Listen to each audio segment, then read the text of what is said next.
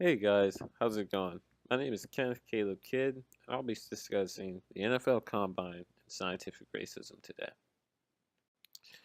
So, my presentation will be discussing how anthropology and anthropologists' studies from the past have been embraced and has affected the thought process of building NFL rosters, specifically depth charts, through the NFL Combine, and how this has made ongoing society thoughts of race, uh, that black athletes can do the physical but can't do the mental on the field, a tradition among the NFL thought process. Before I begin, I just wanted to say I'm not explicitly trying to say that the NFL is racist and that teams purposely um, treat black prospects one way from whites. Instead, I'm just trying to say that there's implicit bias in that scouts and coaches evaluate players without being aware and are unconscious about their racial attitudes and stereotypes in their evaluations. So, the NFL, the National Football League, we all know it's a wide praised entertainment tool that breaks down barriers among fans, teammates, and fosters understanding among people. One of the things that the NFL is widely praised for is the idea of core strength, self discipline, strategy, and teamwork that our nation holds dear.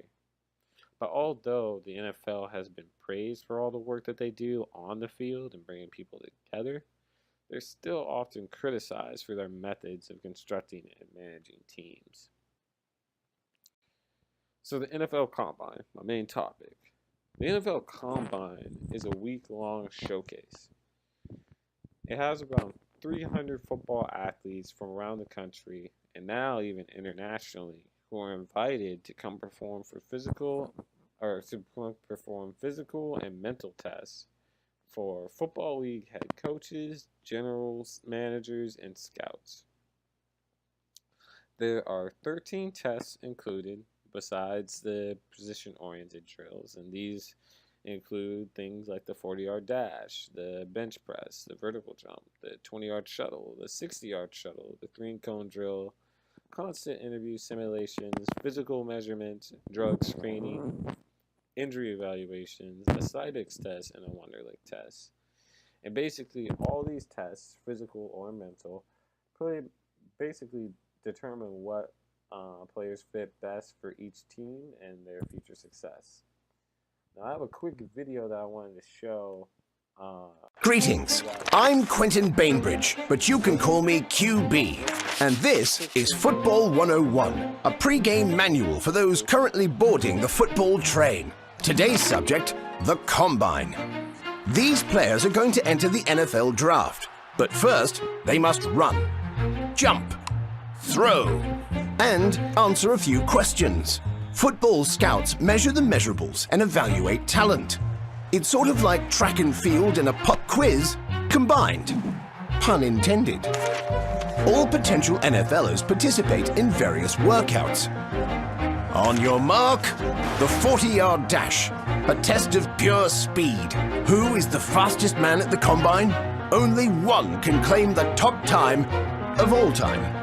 Which athlete currently has the fastest ever 40-yard dash? We call this the speed round. Running back Chris Johnson holds the official record with a blazing time of 4.24 seconds. Unofficial times from Deion Sanders and Bo Jackson are rumored to be lower, but like I said, these are unofficial. Other Combine drills include the 3-cone drill, a test of raw agility. The broad and vertical jump determine one's ability to catch air and the ball. For a change of direction, try the shuttle run.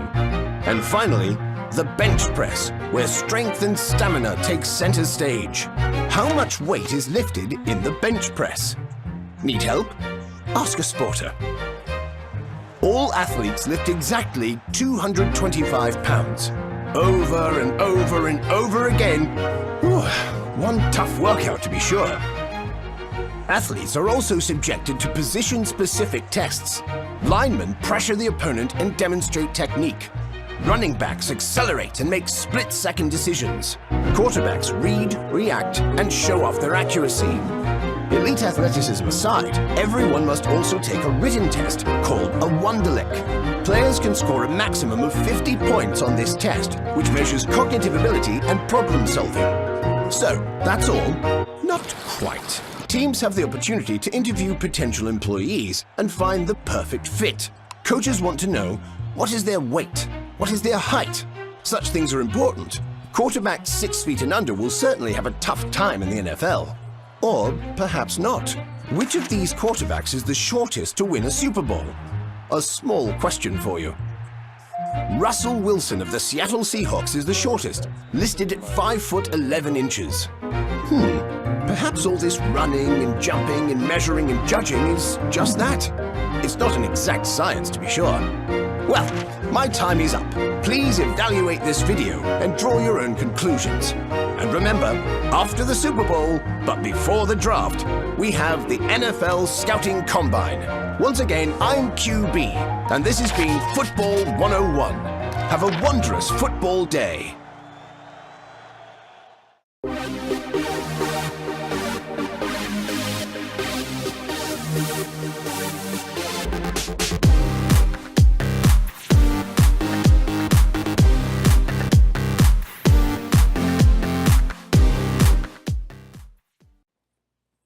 So, why do I think the NFL Combine and anthropology relate?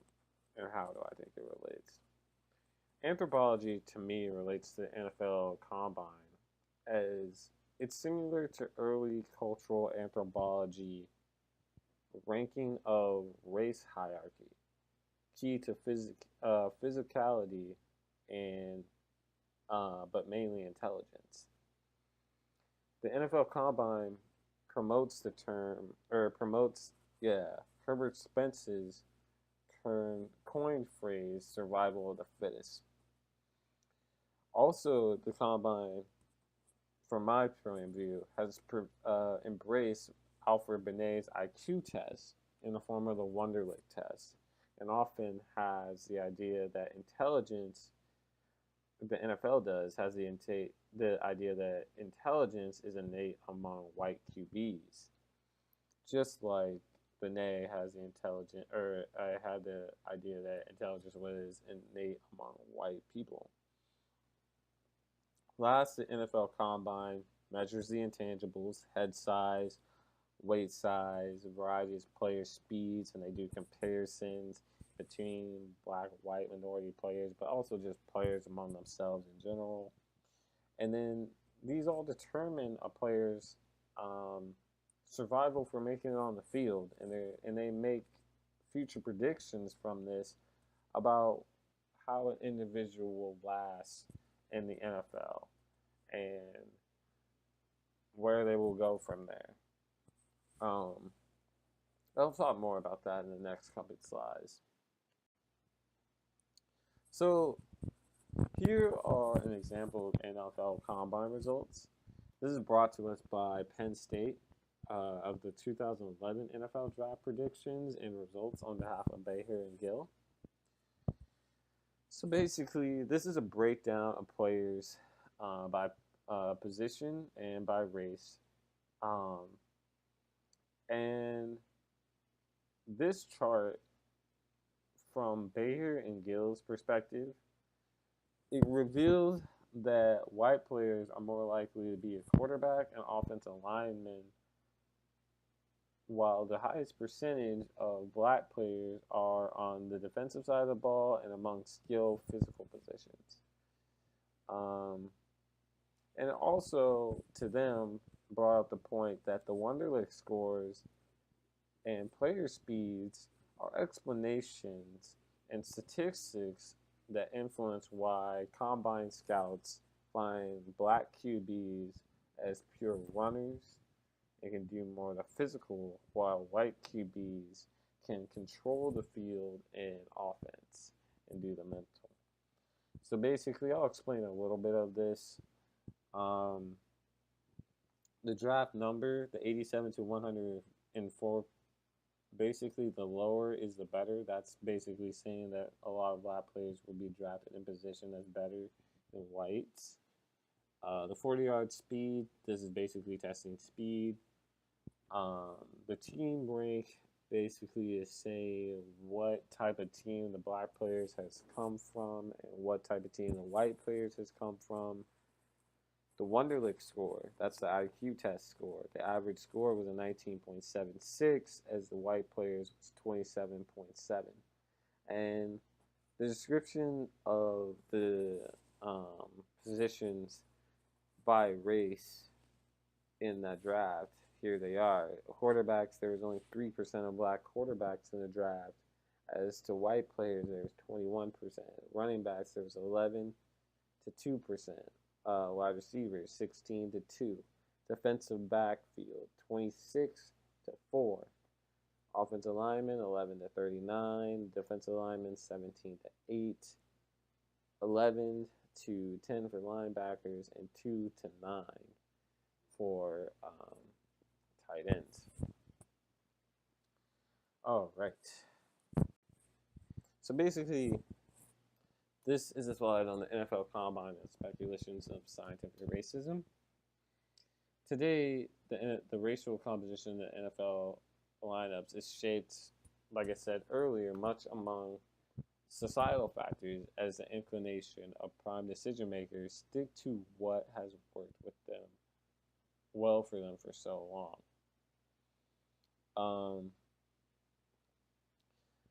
It has been criticized pretty much among the league that black players have been historically shoved away from playing quarterback in this league. That's because they've been physicality wise, been able to gifted to run faster and stuff, so they've been switched to quarterback, or not quarterback, to wide receiver or running backs and stuff like that.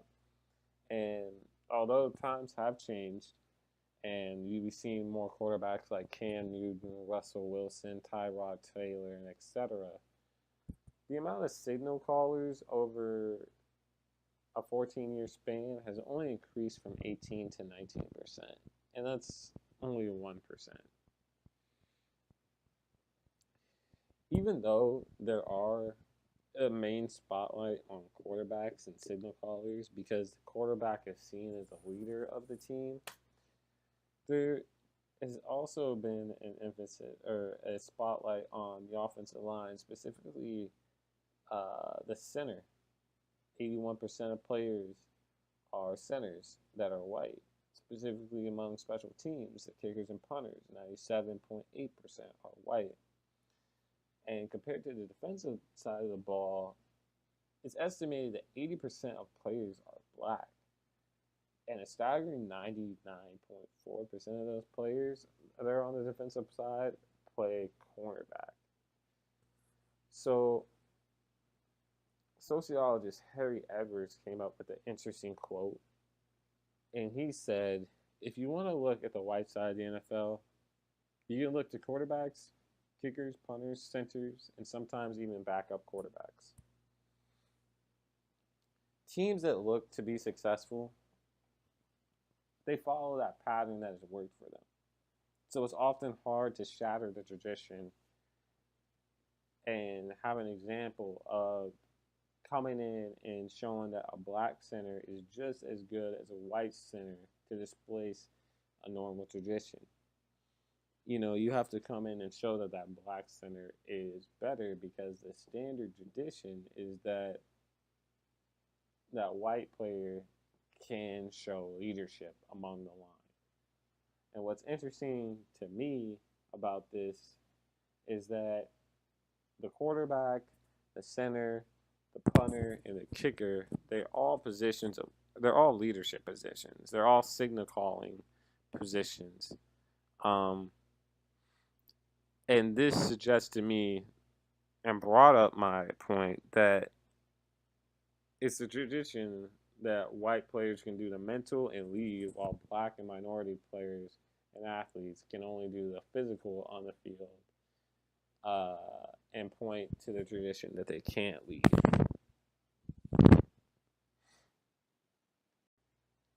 Now, here's a good example. I'm not sure if you guys have ever heard of this man, but his name is Jimmy the Greek. I'm not sure if you ever heard of the phrase, uh, hey, Greek, what do you think?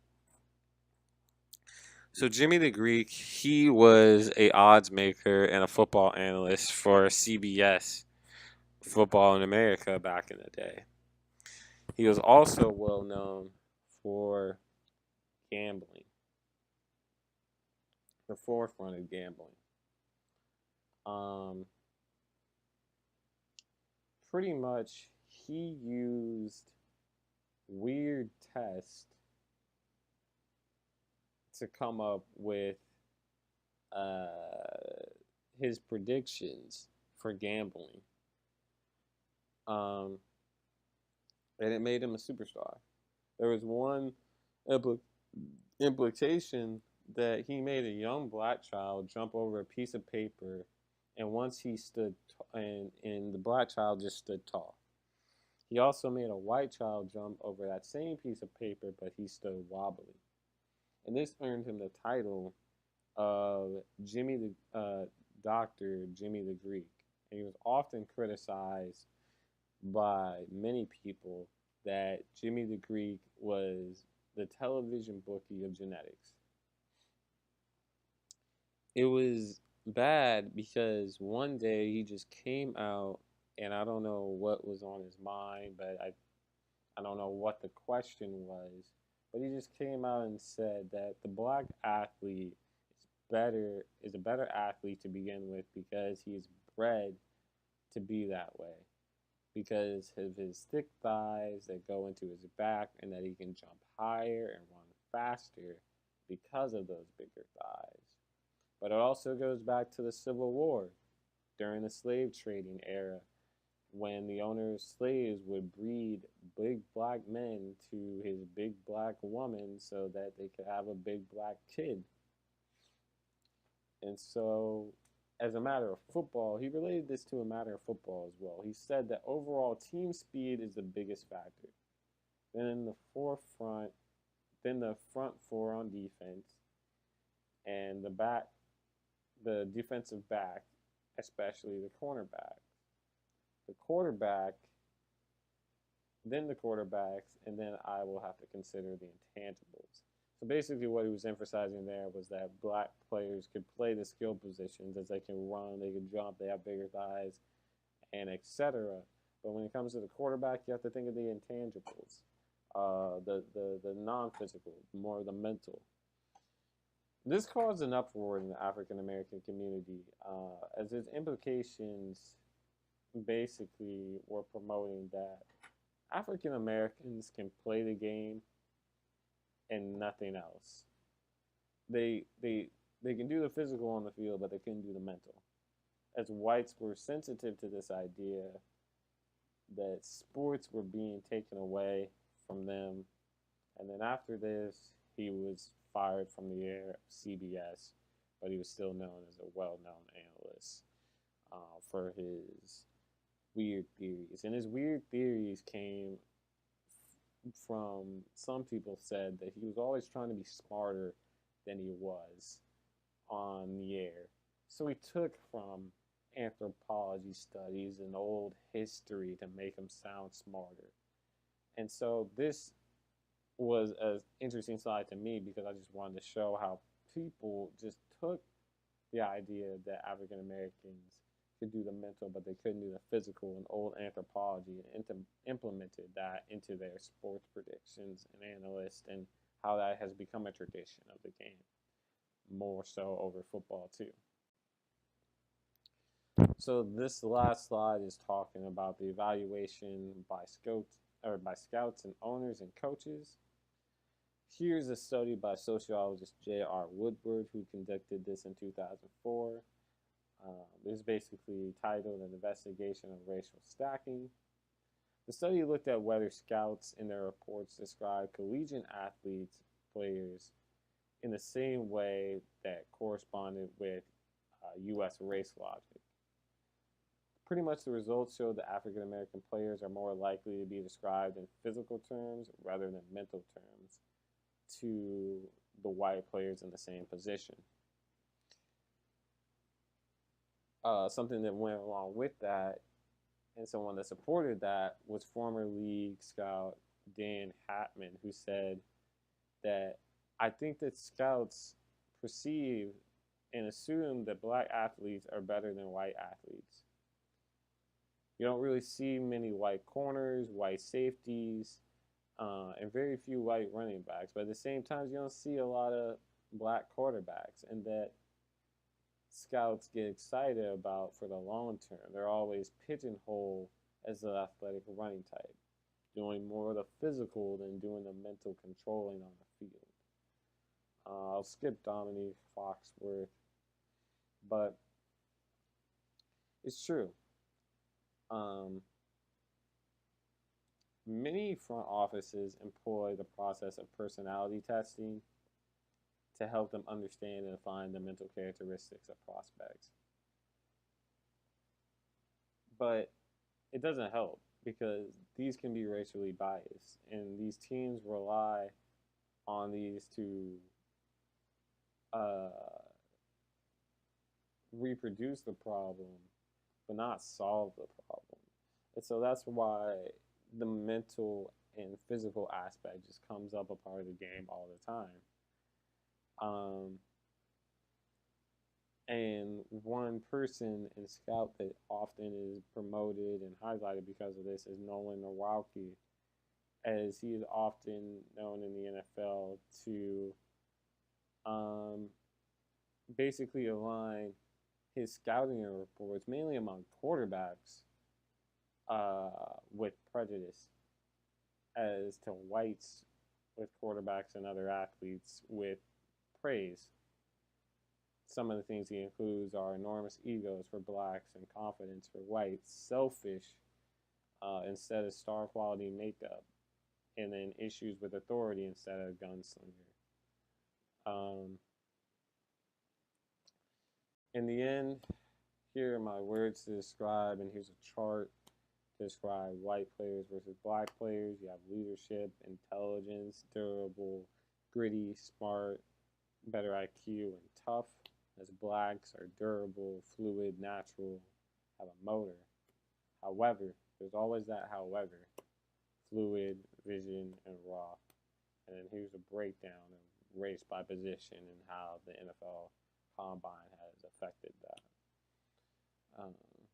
So that's my presentation. It did go over a little bit because of the video, and I'm sorry because of that, but I did think the video really helped. But I did have a lot of fun making this presentation, and I really hope that you guys enjoyed. Have a good day.